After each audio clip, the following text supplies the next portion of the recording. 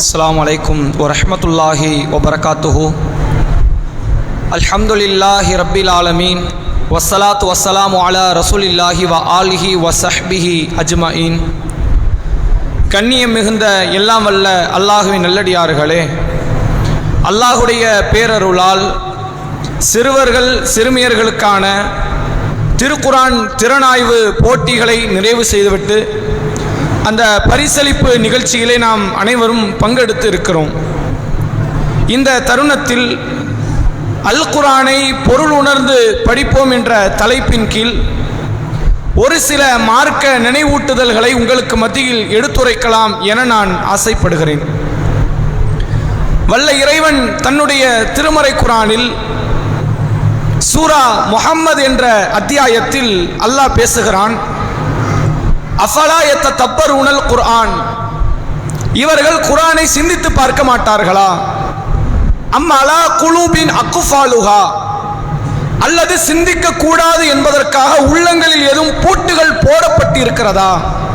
இந்த குர்ஆனை அல்லாஹ் மனித குலத்திற்கு அருளியதற்கான அடிப்படை காரணம் குர்ஆன் வாசிப்பதற்காக அல்ல, குர்ஆன் ஓதப்படுவதற்காக அல்ல, குர்ஆன் சிந்திக்கப்படுவதற்காகத்தான் இந்த வேதத்தை நாம் மனித குலத்திற்கு அருளி இருக்கிறோம் என்று அல்லாஹ் சொல்கிறான். சூரா நிசா என்ற 4வது அத்தியாயத்தில் அல்லாஹ் பேசுகிறான், அஃபலா யத்ததப்பரூனல் குர்ஆன், நீங்கள் குர்ஆனை சிந்திக்க மாட்டீர்களா? வலவ் கான மின் இந்தி கைரில்லாஹி லவஜது ஃபீஹி இக்திலாஃபன் கஸீரா, இது அல்லாஹ் அல்லாதவரிடத்தில் இருந்து ஒருவேளை வந்திருந்தால் இதில் ஏராளமான முரண்பாடுகள், பிழைகள், தவறுகள், குற்றக்குறைகள் ஏற்பட்டு இருக்கும். என்கிட்ட இருந்துதான் வந்தது என்பதற்கு இதில் சான்றுகள் இருக்கிறது என்பதாக இறைவன் பேசுகிறான். இப்படி குர்ஆன் நெடுகளை நீங்கள் பார்க்கலாம். சிந்தனையை தூண்டுகிற வசனங்கள் ஏராளம் இருக்கிறது, சிந்தித்து பாருங்கள்.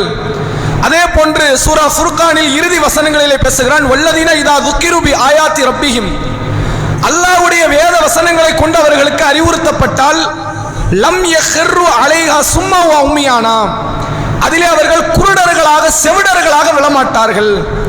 எல்லாவற்றையும் ஆய்வு செய்து சிந்தித்து பார்த்து இந்த கருத்து எதை சொல்கிறது என்று உணர்ந்துதான் அவர்கள் கடைபிடிப்பார்களே ஒழிய, அது ஏதோ சொல்லிவிட்டது என்று மேம்போக்காக இந்த மார்க்கத்தை கடைபிடிக்கிற இடத்தில் ஒரு ஈமான் கொண்ட ஆணும் இருக்க மாட்டான், பெண்ணும் இருக்க மாட்டாள் என்று மார்க்கம் சொல்கிறது.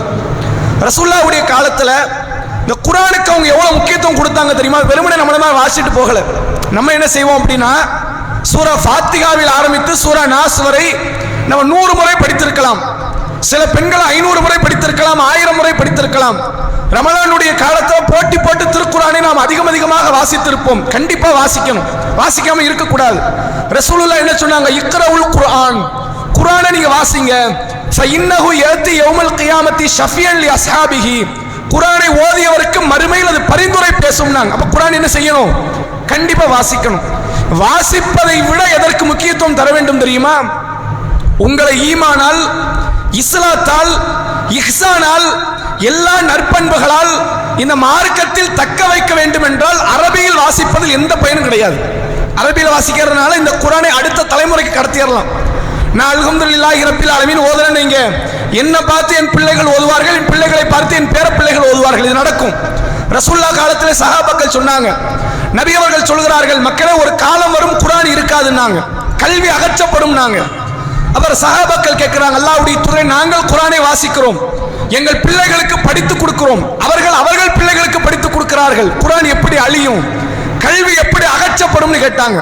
ரசூலுல்லாஹ் என்ன தெரியுமா சொன்னாங்க? அதற்கு, இது வார்த்தையில இருக்கிற கல்வி அது இருக்கும், அறிவார்ந்த கல்வின்னு ஒன்று இருக்குல்ல, நடைமுறை கல்வி ஒன்று இருக்குல்ல, அது அகற்றப்படும் என்பதாக நபிகள் பெருமகனார் ஸல்லல்லாஹு அலைஹி வஸல்லம் அவர்கள் சொன்னார்கள். இந்த குர்ஆனை சஹாபாக்கள் எப்படி உணர்ந்து படித்தார்கள் தெரியுமா? ஒரு மஸ்ரூக் என்று சொல்லப்படக்கூடிய ஒரு தாபி, மஸ்ரூக் என்று சொல்லப்படக்கூடிய சஹாபாக்களை பார்த்த நபியை பார்க்காத முஸ்லிம்கள், அந்த தாபிகளில் ஒருவர். ஆயிஷா நாகியிடத்திலிருந்து ஏராளமான ஹதீஸை அறிவிக்கக்கூடிய தாபி இவர். அவர் ஆயிஷா நாகிட்ட வராங்க, ஆயிஷா நாகியே, ஒரு செய்தி மக்களால் பேசப்படுகிறது உண்மையான்னு கேட்கிறாங்க. எப்படி ஒரு செய்தி மக்களால் பேசப்படுகிறது, இது உண்மையா? என்ன செய்தி? நபிகள் பெருமகனார் மேராஜ் பயணம் போனாங்களா? இன்னைக்கு வசனங்கள் கூட மேராஜ் சம்பந்தப்பட்ட வசனங்கள் வந்தது. ரசூலுல்லாஹ் மியாராஜ் பயணம் போனாங்க. எதற்கு போனாங்க? அல்லாஹ்வுடைய சான்றை பார்க்க, அல்லாஹ்விடத்திலிருந்து கடமையான வழிபாட்டை பெற்றுக்கொண்டு வருவதற்கு சென்றார்கள். போன இடத்தில் நபிகளார் அல்லாஹ்வை பார்த்தார்கள் என்று பேச்சு நடைபெறுதா, இது உண்மையானு கேட்கிறாங்க. இதை கேட்ட உடனே ஆயிஷா ரதியல்லாஹு அன்ஹாவை பற்றி மஸ்ரூக் பிற்காலத்தில் அறிவிக்கிறாரு. அந்த அம்மையார் கடுமையான முறையில் கோபப்படுறாங்க. கோபத்தில் என்ன பண்ணாங்க தெரியுமா? என்னை ஏற இறங்க பார்க்கறாங்க. இந்த சில பேர் மேல ஆத்திரம் இருந்துச்சுன்னா ஏற இறங்க பார்ப்பாங்கல்ல. ஆயிஷா அம்மையார் என்னை ஏற இறங்க பார்த்தார்கள். பார்த்து விட்டு சொன்னார்கள், நீ சொன்னதனால் என் உடல் ரோமங்கள் எல்லாம் சிலிர்க்கிறது. எப்படி? நீ சொன்னதை சகிக்க முடியல, என்னால அதை ஏத்துக்க முடியல. நீ அப்படி ஒரு கருத்தை நீ சொல்ற. நபிகளார் மேராஜ் பயணத்தில் அல்ல, மரணிக்கின்ற வரை தன் இறைவனை நபிகளார் பார்த்தது கிடையாதுன்னாங்க. இதை எதை வச்சு சொன்னாங்க தெரியுமா? போற போக்கில் சொல்லல. அல்லாஹ் திருக்குர்ஆனில் சொல்கிறான், சூரா அன்ஆம் என்ற 6வது அத்தியாயம், லா துத்ரிகுல் அப்சார் வஹுவ யுத்ரிகுல் அப்சார் வஹுவல் லத்தீஃபுல் கபீர். அவனை கண்கள் பார்க்காது, அவன் எல்லா கண்களையும் பார்க்கிறான். நம்ம கண்ணு என்ன நோக்கத்தில் யாரை பார்க்குதுங்கிறத கூட அவனுக்கு தெரியுமா? நீ அந்த பொம்பளை என்ன விதத்தில் பார்த்தன்னு எனக்கு தெரியும். அல்ல பேசுறான். அவனை கண்கள் நோட்டமிடாது, அவன் எல்லா கண்களையும் நோட்டமிடுகிறான். வஹுவல் லத்தீஃபுல் கபீர், அவன் நுட்பமானவன், நன்கறிந்தவன் என்று சொல்லி இந்த வசனத்தை தூக்கி ஆயிஷா நகை அப்படி போடுறாங்க. இதில் அல்லாஹ் என்ன சொல்றான்?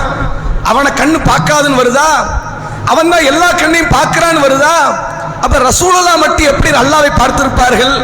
நபி மட்டுமல்ல, உலகத்தில் வந்த எந்த மனிதரும் எந்த படைப்பும் இதுவரை அல்லாஹ்வை பார்த்தது கிடையாதுன்னாங்க ஆயிஷா நாயகி. ஒரு குர்ஆன் வசனத்தை வைத்து புரிந்து கொண்ட விளக்கம்.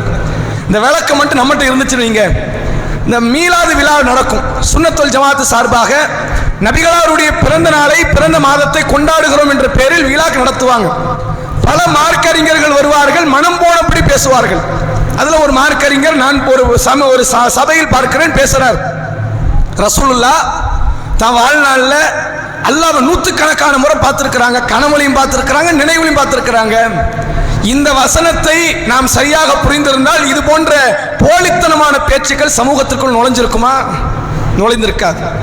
அதே போன்று பார்க்கலாம், உமர் ரதியல்லாஹு அவங்க குத்தப்பட்டாங்க. தொழுகையில் நிற்கும் பொழுது உமர் ரதியல்லாஹு அவர்கள் குத்தப்பட்டு கடுமையான நோய்வாய்க்கு ஆட்பட்டு உமர் ரதியல்லாஹு கொல்லப்பட்டாங்க. அந்த நேரத்தில் உயிர் ஊசலாடி கொண்டிருக்கிறது. சக்கராத்துடைய நிலையில் உமர் ரதியல்லாஹு நிற்கிறாங்க. வெளியூர்ல இருந்து ஒரு முஸ்லிமான மனிதர் உமரை பார்க்க வருகிறார். வந்த உடனே அவருக்கு கடுமையான மனவேதனை. இன்னைக்கு இஸ்லாமிய சாம்ராஜ்யத்தில் அசைக்க முடியாத ஒரு பெரும் ஹலிஃபா, அந்த ஹலிஃபாவினுடைய மரண தருவாய் என்றவுடன் கடுமையான மனவேதனைப்பட்டு அழுது கொண்டிருக்கிறார். உமர் ரதியல்லாஹு அவங்க பக்கத்தில் இருந்து அழுது கொண்ட அந்த நபரை அழைத்து சொல்கிறார், எனக்காக நீங்க அழாதீங்க. இன்னல் மையத்தை லயுஅதபு பி புகாய் அஹ்லிஹா, ஒரு மையத்துக்காக அந்த குடும்பத்தார் அழுதால் மையத்துக்கு வேதனை செய்யப்படுகிறது. நபிகளார் சொன்னார்கள். யார் சொன்னாங்களா? உமர் சொல்கிறார், நபி சொன்னார்கள், ஒரு மையத்துக்காக குடும்பத்தார் அழுதால் அந்த மையத்து வேதனை செய்யப்படுகிறது. வந்த முஸ்லிமான மனிதருக்கு பெரிய அதிர்ச்சி. இப்படி ஒரு செய்தி இருக்கலாம், இதுவரைக்கும் கேள்விப்பட்டது இல்லையே. நம்ம எவ்வளவு நபி தோழர்களை பார்த்திருக்கிறோம், இப்படி ஒரு செய்தி கேட்டதே கிடையாது. இந்த இடத்துல இருந்து உமர் ரதியல்லாஹு அன்ஹு நோய் நலம் விசாரிச்சு விட்டு உடனே அவர் எங்க போறாரு தெரியுமா? ஆயிஷா அம்மையார் வீட்டுக்கு போறாங்க. ஆயிஷா அவர்களே, நான் உமரை நோய் நலம் விசாரிக்க போனேன், வேதனையில அழுதேன், அவர் அழாதீங்கன்னு சொன்னார். அப்படி சொன்னா பிரச்சனை கிடையாது. நீங்கள் அழுதால் எனக்கு வேதனை செய்யப்படும், ஒரு மனிதன் அழுதால் அந்த மையத்துக்கு வேதனை செய்யப்படுகிறது. நபிகளார் சொன்னதாக சொன்னாரே, உண்மையானு கேட்கிறாங்க. சொன்னது யாரு? உமர். ரசூலுல்லாஹ் சொன்னதாக உமர் சொல்றாரு. ஏத்துக்கிட்டு போயிருக்கலாம்ல, அவர் மனசு நெருடலா இருக்கு. அது இப்படி ஒரு செய்தி உண்டா? இப்படி மார்க்கம் சொல்லி இருக்குமா? ஆயிஷா நாயகி இடத்துல வந்து கேட்கிறாங்க. அப்ப ஆயிஷா ரதியல்லாஹு அன்ஹா அவர்கள் சொல்கிறார்கள், யர்ஹமுல்லாஹ், அல்லாஹ் அருள் செய்யட்டும் இந்த உமருக்கு அல்லாஹ் அருள் செய்யட்டும். அவர் தவறாக கேட்டு விட்டார். அவர் என்ன பண்ணிட்டாரு? தப்பா அவர் காதுல விழுந்திருக்கு. இப்படி ரசூலுல்லாஹ் சொல்லலங்கிறாங்க. அந்த சபையில் ஆயிஷா நாயகி இல்ல, ஆனா சொல்றாங்க உமர் ரதியல்லாஹு அன்ஹு அவர்கள் தவறாக கேட்டு விட்டார். இப்படி ஒரு சம்பவமே நடக்கலன்ட்டாங்க. அப்ப என்ன நடந்துச்சு தெரியுமா? ரசூலுல்லாஹ்வுடைய காலத்துல ஒரு யூத மனிதன் மரணிக்கிறார். யூத கோட்பாட்டில் இருந்து எங்க போவான்? மௌத்துக்கு அப்புறம் நரகம் போவான். இந்த தீனுல் இஸ்லாத்தை ஏற்கவில்லை என்றால், தூதர் முகம்மதை ஏற்றுக்கொள்ளவில்லை என்றால் மரணத்திற்கு பிறகு அவன் நஷ்டவாளியா தான் மாறுவான். இது இஸ்லாத்தின் சட்டம். அப்ப யூத மௌத்தாயிட்டு அவன் எங்க போறான்? நரகம் போறான். ரசூலுல்லாஹ் ஒரு யூத ஜனாசால கலந்துக்கிறாங்க. அந்த யூதனுக்காக அவனை இழந்த அவன் குடும்பத்தார்கள் அழுது கொண்டிருக்கிறாங்க. ரசூல் என்ன சொன்னாங்க?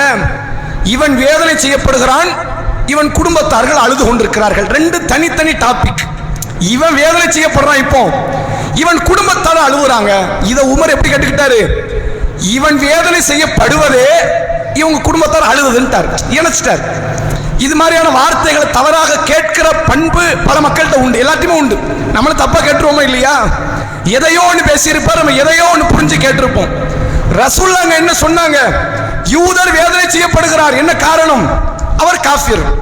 குடும்பத்தார் அழுகிறார்கள், என்ன காரணம்? குடும்பத்தில் ஒருத்தர் மிஸ் ஆயிட்டார், மவுத் ஆயிட்டார், அழுகுறாங்க.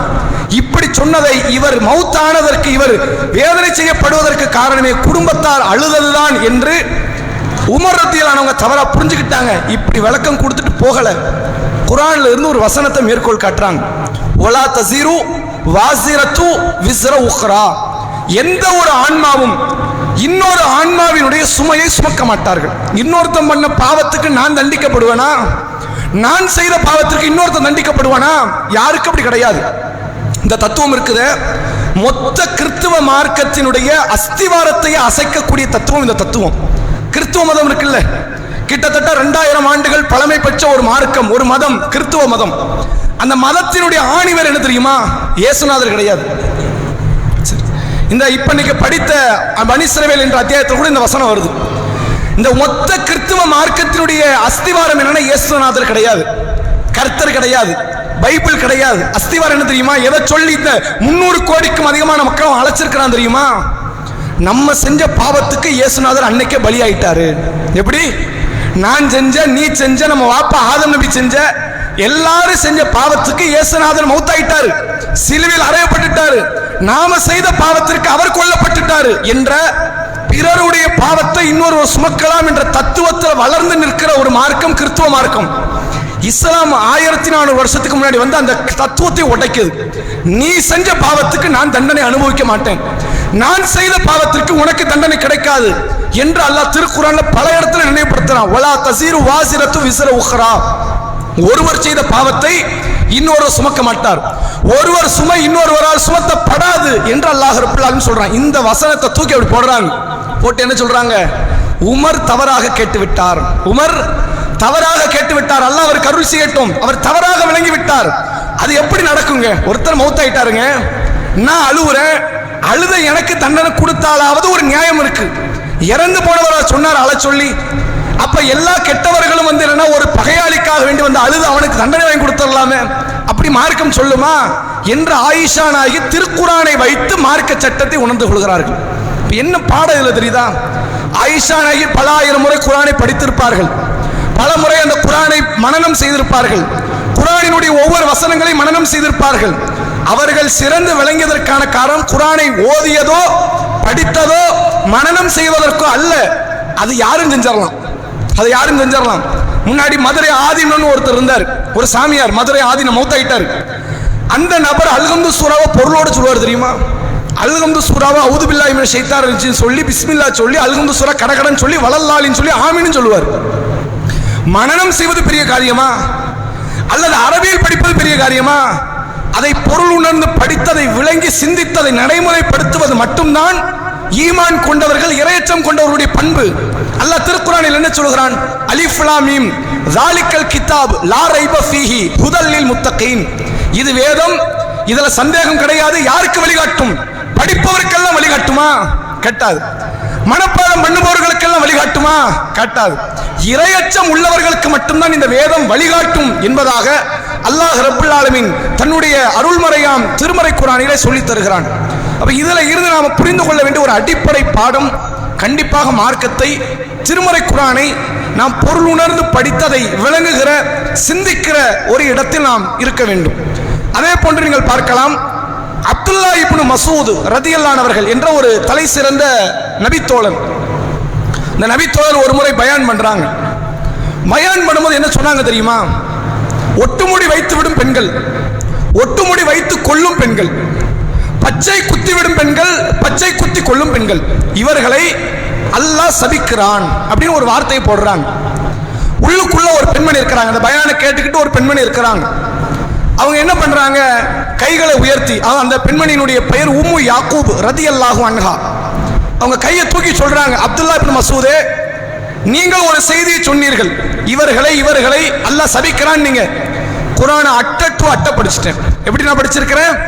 சூரா ஃபாத்திஹாவில் ஆரம்பித்து சூரா நாஸ் வரை நான் முடித்து விட்டேன், முழுமையா படிச்சாச்சு. நீங்கள் சொன்ன வார்த்தை திருக்குர்ஆனில் இல்லை, எங்க இருந்து சொன்னீங்க? ஒரு நியாயமான கேள்வி தானே. இப்படி ஒரு ஆயுதத்தை அன்றைய காலத்தில் முஸ்லிம் சமூகத்தில் உள்ள ஆண்கள் பெண்கள் எடுத்திருந்தால் ஃபாத்திஹா அந்த சமூகத்துக்குள்ள வந்திருக்குமா? மௌலூத் இந்த சமூகத்துக்குள்ள வந்திருக்குமா? ஹத்தா ராத்திப் இந்த சமூகத்துக்குள்ள வந்திருக்குமா? 1000 முறை இருட்டில் நின்று கொண்டு முஹைதீன் அப்துல் காதர் ஜெயிலானி அழைத்தால் அவர் வருவார், பிரார்த்தனைக்கு பதிலளிப்பார் என்ற சிந்தனை வளர்ந்திருக்குமா? 2018 ஒரு தர்கா இந்த ஊர்ல கட்டப்பட்டிருக்கு. உலகத்திலே இவ்வளவு நவீனமயமாக கட்டப்பட்ட தர்கா எந்த நாட்டிலுமே கிடையாது. இந்த ஊர்ல இருக்குல்ல, 2018 கட்டி இருக்கிறாங்க தர்கா. நாளைக்கு 2025 கட்டுவாங்க. அப்ப என்ன காரணம்? குர்ஆனை பற்றி ஞானம் கிடையாது. இந்த ஊர்ல அதிகமான ஹாஃபில்கள் உண்டு.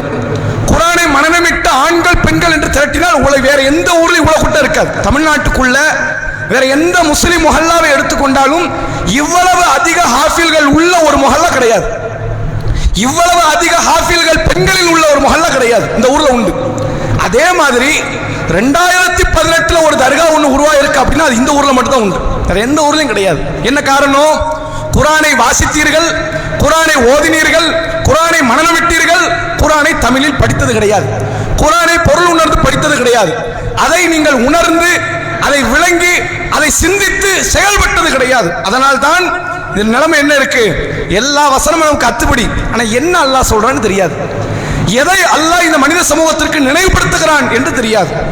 ஒரு அமெரிக்காவை சார்ந்த ஒரு பெண்மணி குர்ஆனை படிச்சு இஸ்லாத்துக்கு வந்துட்டாங்க.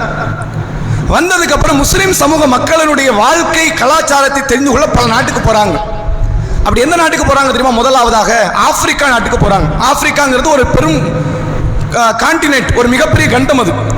அதுக்குள்ள நிறைய நாடுகள் இருக்கு. எத்தியோப்பியா, அதே போன்று பல ஏகப்பட்ட நாடுகள், உகாண்டான்னு ஏகப்பட்ட நாடுகள் இருக்கு. ஒவ்வொரு நாட்டுக்கும் முஸ்லிம் மக்களை பார்க்கறதுக்கு அவங்க போறாங்க, இஸ்லாத்தை ஏற்றுக்கொண்டு. போயிட்டு அந்த மக்களை எல்லாம் பார்த்துட்டு அந்த அம்மா வந்து சொன்னது என்ன தெரியுமா? நான் குர்ஆனை படிப்பதற்கு முன்பு இந்த மக்களை பார்த்திருந்தோம்னா வாழ்நாளில் நான் இஸ்லாத்தின் பக்கம் நினைச்சு கூட பார்த்திருக்க மாட்டேன்.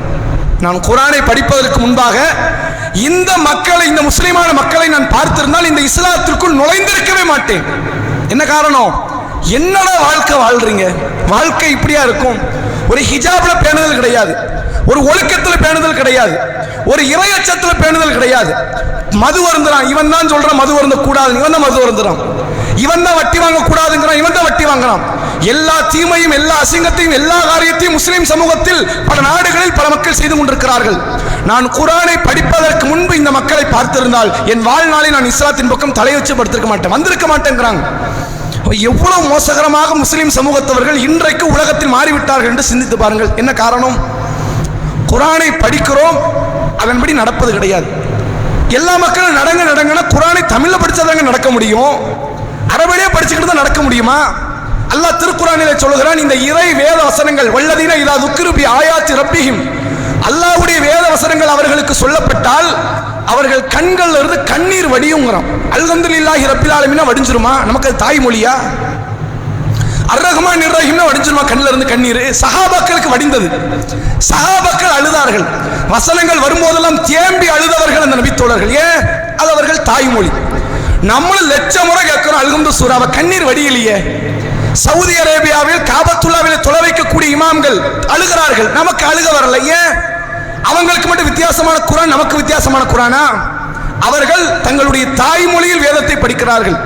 நமக்கு தொழுகையில மட்டும்தான் தாய்மொழி படிக்க, அதாவது அந்த மொழியில் படிக்க சொல்லி இருக்கிறது. மற்ற நேரத்தில் பெரிய கட்டளைகளும் கிடையாது. இந்த நம்முடைய வேதத்தை நம்முடைய சொந்த மொழியில் படித்தால் மட்டும்தான் வட்டி தடை என்று தெரியும், மது தடை என்று தெரியும், விபச்சாரம் தடை என்று தெரியும், நரகம் கொடியது என்று தெரியும், சொர்க்கம் போவதற்கு மிக பெரும் இன்பகரமான இடம் என்று தெரியும். இதை படிக்காமல் நீங்கள் அரபியிலே படித்துக் கொண்டிருந்தால் ஒரு காலத்திலும் இந்த வேதத்தை நீங்கள் விளங்கிக் கொள்ள மாட்டீர்கள். இது இஸ்லாம் சொல்லக்கூடிய தத்துவம். அப்படித்தான் மார்க்கம் சொல்லுது, ரசூலுல்லாஹ் அப்படித்தான் உருவாக்கினார்கள். வேத வசனங்களை புரிந்து நீங்கள் நடக்கணுங்கிறான். அல்லாஹ் திருக்குர்ஆன்ல பேசுறான் பாருங்க, ஒரு அற்புதமான வசனம், வாழ்நாள நீங்க மறந்துடாதீங்க. அல்லாஹ் பேசுகிறான், நபியை இந்த வரலாற்றுகளை எல்லாம் திருக்குறானில் நாம் ஏன் சொல்கிறோம் தெரியுமா? மூசா நபியை பத்தி, ஈசா நபியை பத்தி, தாவூது நபியை பத்தி ஏன் சொல்றோம்? உங்கள் உள்ளங்கள் இதனால் படிப்பினை பெறணுங்கிறாங்க. அதை கேட்கும்போது நமக்கு ஆர்வம் வரும். நமக்கு 1008 சண்டை பிரச்சனை, ஏகப்பட்ட பிரச்சனைகளை சமாளித்துக் கொண்டிருக்கிறோம். இந்த இஸ்லாத்தை கடைபிடிச்சு மூசா நபி பட்ட பாடு தெரியுமா அப்படின்னு அல்லாஹ் சொல்றானே, அதை படிக்கும்போது நமக்கு ஒரு ஆறுதல். அடடா, அவர் என்ன பாடுபட்டிருக்காருப்பா, நம்ம என்ன அப்படியே பட்டோம். நூஹ் நபி எவ்வளவு பெரிய பாடுபட்டார் தெரியுமா, எப்படி என்று படிக்கும்போது நமக்கு ஒரு ஆறுதல்.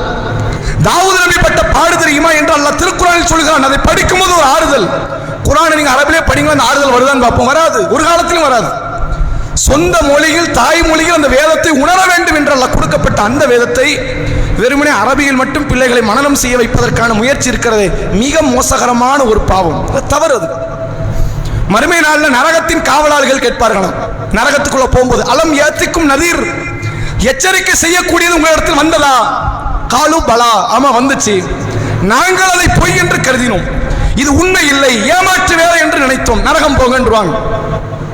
அவர்கள் சொல்வார்களாம், லவ் குன்னா நஸ்மாஉ அவ் நஅகிலு, நாங்கள் கேட்டிருந்தால், நாங்கள் விளங்கியிருந்தால் நாங்கள் நரகவாசிகளாக மாறி இருக்க மாட்டோமே. எப்படி அவங்க சொல்றாங்க? லவ் குன்னா நஸ்மாஉ அவ் நஅகிலு.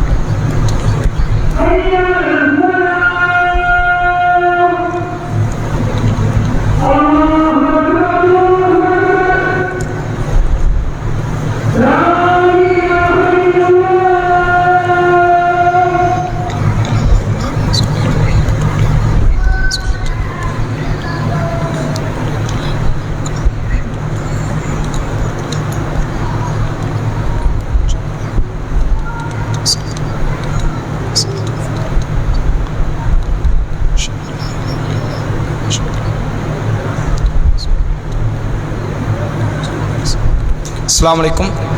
மக்ரிபுடைய ஜமாத் தொழுகை ஒரு 10 நிமிஷத்தில் நடைபெறும். பெண்கள் இந்த மேல் தளத்தில் நின்று தொழுதுக்கங்க. பெண்கள் சேர் அப்படியே இருக்கட்டும், பெண்கள் கீழ்த்தளத்துக்கு வாங்க. உங்களுக்கு தொழுகை, பெண்களுக்கான பகுதியில் தொழுகை நடைபெறும்.